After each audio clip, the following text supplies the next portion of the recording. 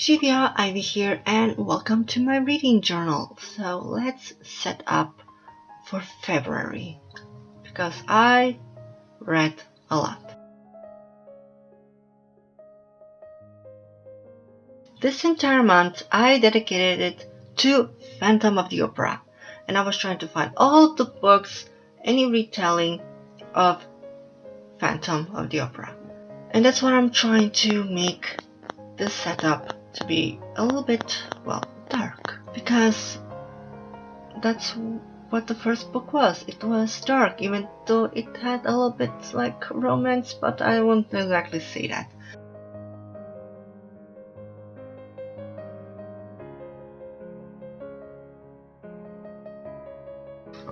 Yeah, well, the books that I was reading, all the retellings, they were really good, and I was very happy that I found a lot of them. Maybe there are more, but these are the ones that I found. Also, I was actually thinking, how did I get here that I'm so obsessed now this entire month just for Phantom of the Opera? Well, in December, I will post a picture of this guy on YouTube who made a very metal version of the song that we all know from Phantom of the Opera.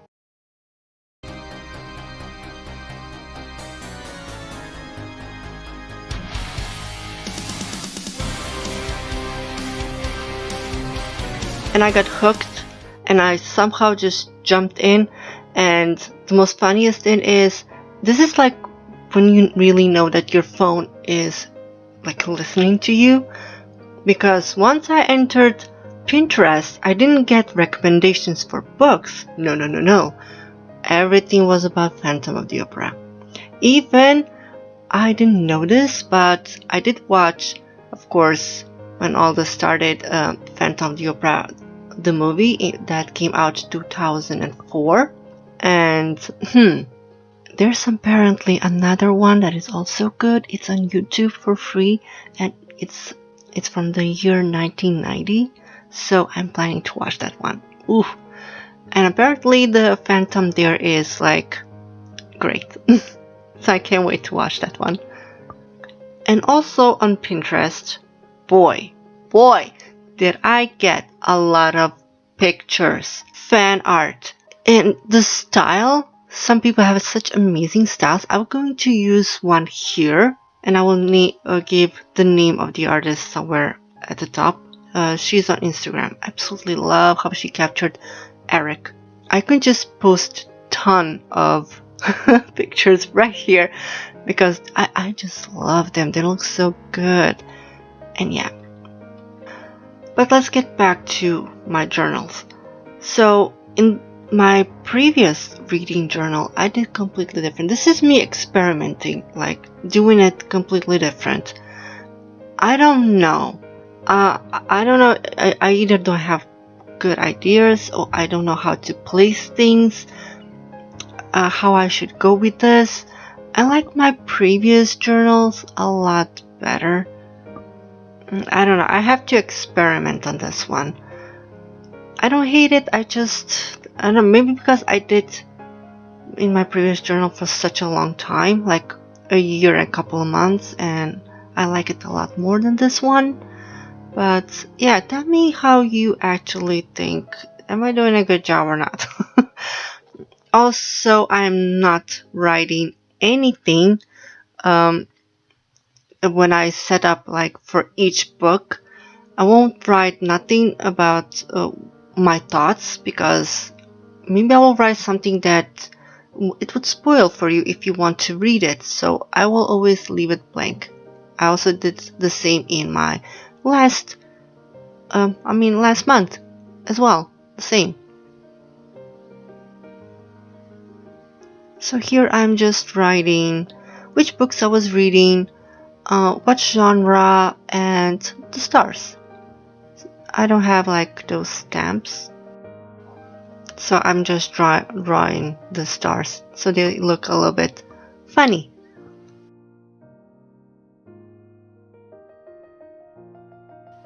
The last book I was reading, if the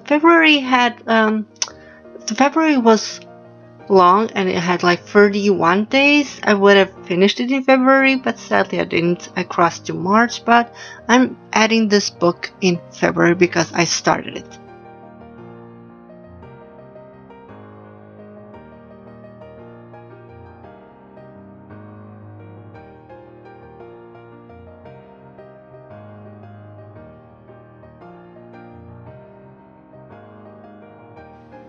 So if you watched perhaps any musical or maybe read a little bit of The Phantom of the Opera, but if not, here's what is it all about. I do recommend you watch the musicals. They're on YouTube. They're really good, really good.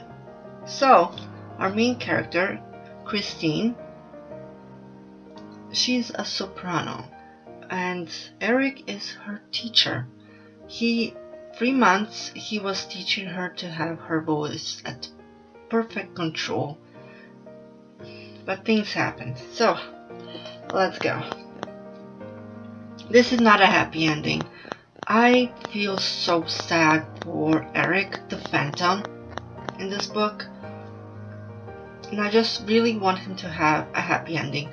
I mean, he's not a perfect character, don't get me, like, yeah, he did some questionable, horrible things, but when you know his past and how he grew up and that he didn't have nobody, I feel sorry for him, I pity him, and I saw some amazing fan art on Pinterest, and the more I was going towards the end in the book, I was crying because certain images of Pinterest that I saw, when I was reading, those pictures came to my mind. And I was just crying. So we have 3 characters, Eric, Christine, and Leroux.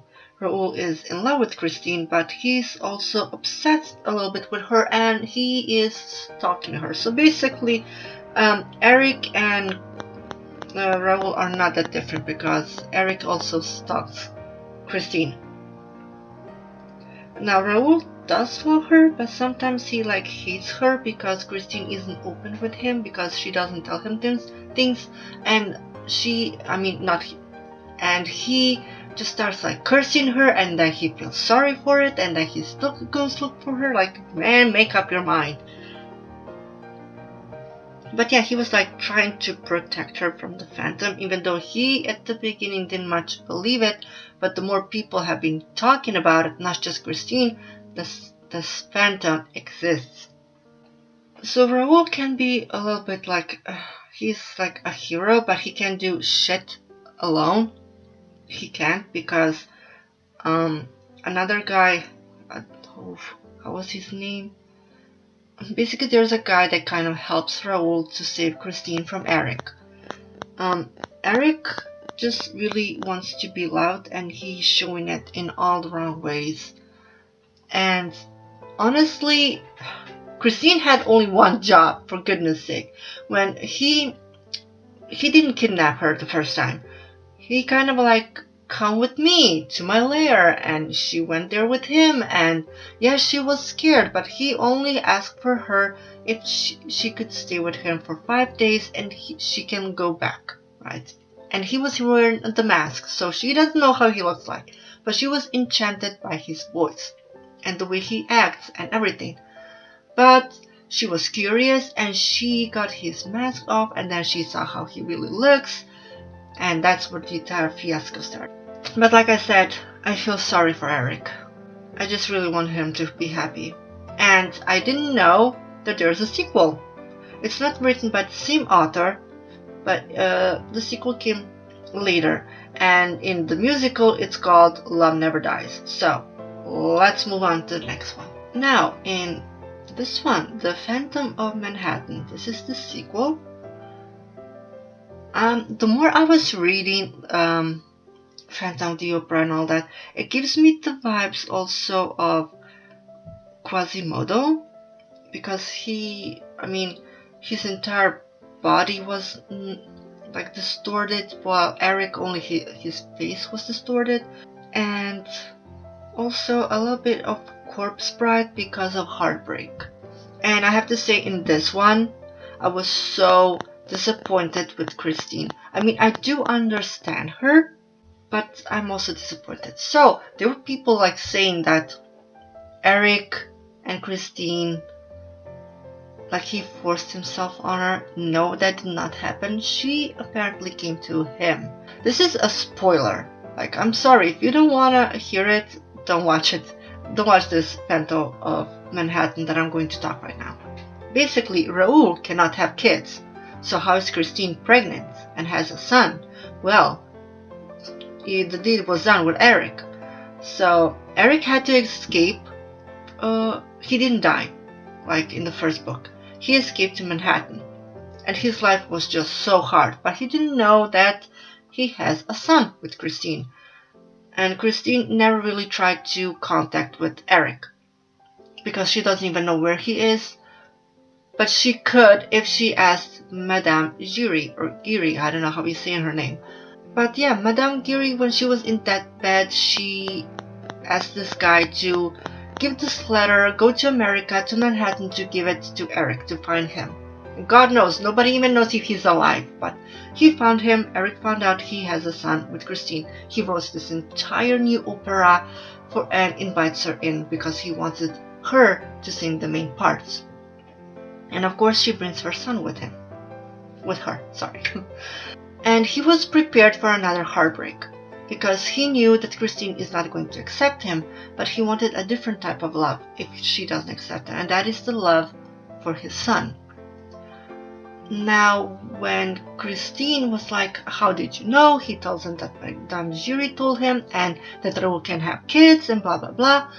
And she told Eric, please wait for the next 5 years. I will tell our son that you are his real father, and then he will decide if he wants to stay with you. And I'm like, he didn't know that he has a son. He's never been loved in his life. All he wants is love. Their son is 12 years old. He's very smart. He's not a dumb kid. He will understand. And she just, please. And she's just like, yeah, please wait for the next 5 years. And Eric, and I totally understand him, he said, no, I will not wait for the next 5 years. Please tell him that I'm his father, right? This kind of gives me Star Wars vibes, like, I'm your father. But yeah. And of course, tragedy. Of course, things happen. Someone dies. We'll not say who. But Eric did receive, his son chose Eric. And finally, Eric had some love in his life. And that made me kind of happy. But yeah, that part disappointed me about Christine. I know she didn't want, like, if she tells that this is, if she would tell her son that this is her father, his father, then maybe she would lose her son. I get that, but at the same time, you can't keep that shit away from someone who actually, you get it what I mean. But yeah, that was The Phantom of Manhattan. The next book, Sing Me Forgotten. This is a little bit different. There's magic, and music plays a big role. There are these creatures that have distorted faces. Some are vendors and others are grab warriors. But yeah, they have the power when they sing to, like, extract memory elixir from you. And that elixir is like super expensive. You can drink it and I don't know, whatever. But yeah.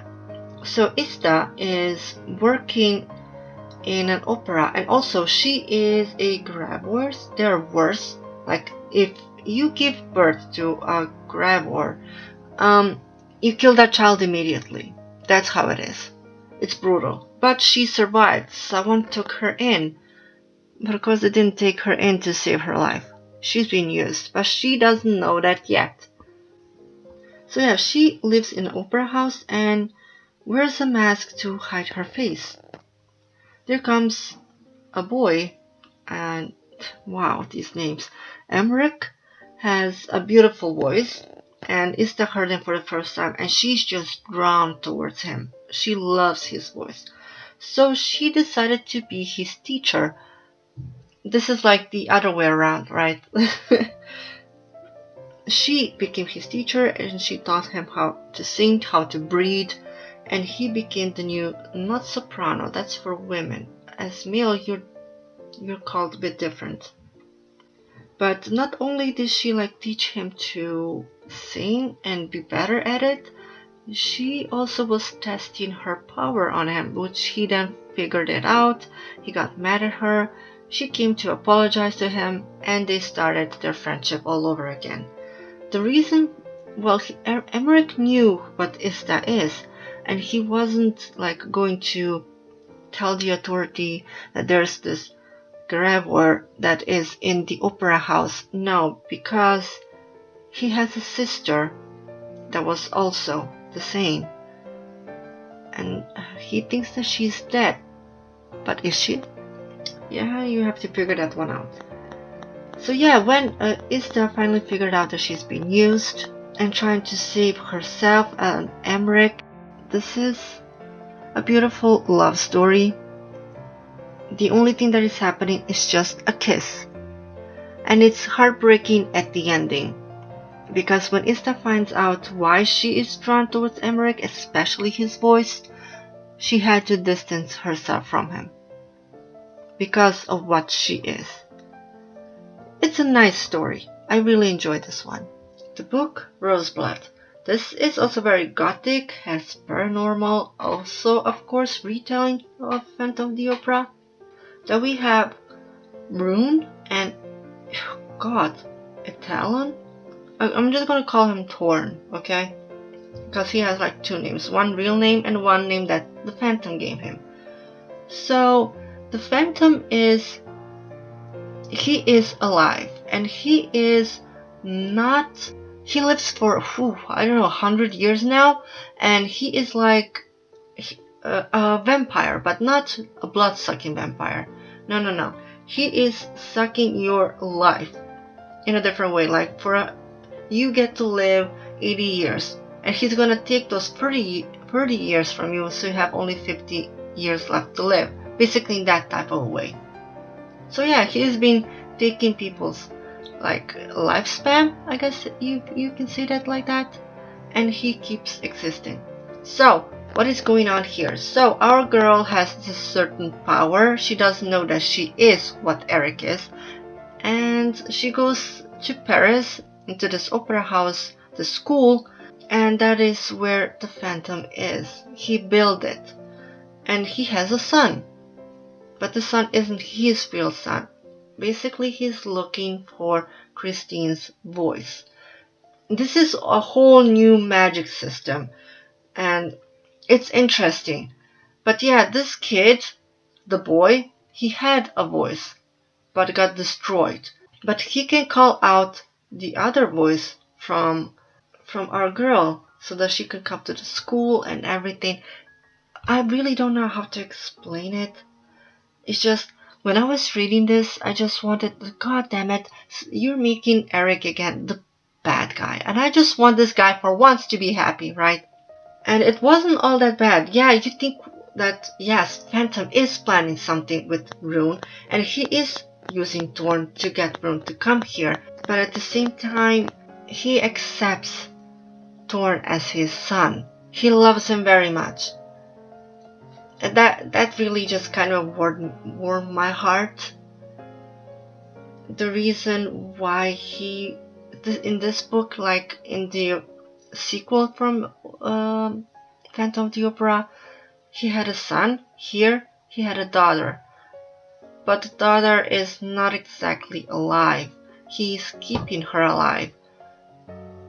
And he needs Rune to give the voice so that his daughter can talk. But it's messed up, it's sad, and it was okay. It was okay. In the end, Eric wasn't seen as a complete bad guy, so I'm cool with it. And in the last one, Phantom. This is dark romance, adult, gothic. It has a lot to do with mental health, especially our girl Scarlet. So this is a modern take of Phantom of the Opera, and with a mafia twist. So if that's something that you like, give it a try. So Scarlett had an episode when she lost her father and her mental state just went down. And Soul found her and he's obsessed with her, he's trying to help her.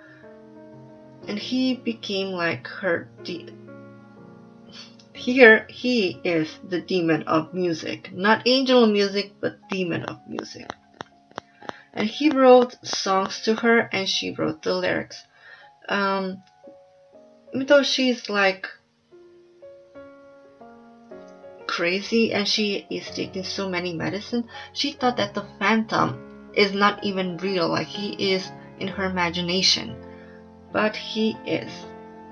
And he showed her himself and she sees that he is real when she had a mental breakdown, an episode basically, and he saved her life. And so she's staying with him.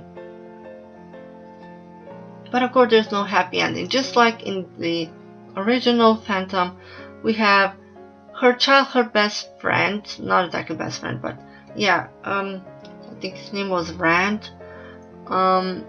Basically Rand and Soul, who's the Phantom, are like enemies, family enemies, and they don't trust each other. And our girl Scarlett is in the middle and she doesn't know who to believe. Who is lying? Who's telling the truth? Who should she trust? And of course she betrayed someone and she feels sorry for it. So for her to, like, him to forgive her, they have to do the, you know, that type of a deed. It was so interesting because all these books that I was reading had zero steam, hardly anything happening except for a kiss. Or, yeah, basically just a kiss. And then I end up with this book, back in all of that steamy stuff. It was so interesting. Like, I was so shocked when I started reading it. Like, oh right, I'm reading this. Okay, yeah, dirty talking. Okay. I have nothing against it. I'm fine with it. So yeah, if you enjoy dark romance, you like your spicy stuff, I do recommend this book.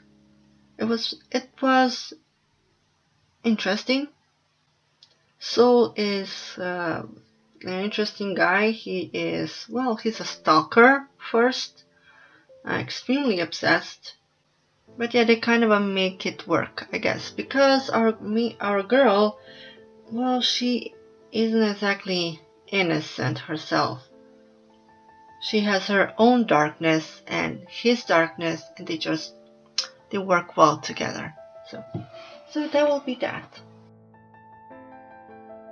And here is the end result of my month, my February bullet journal month dedicated just to Phantom of the Opera.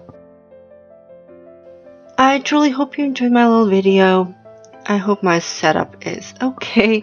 Like I said, it's an experiment, but yeah, some I do like and some I think I could add a little bit better, but that would be all. Thank you so much for watching my little video and I hope to see you in my next one. Ciao, ciao.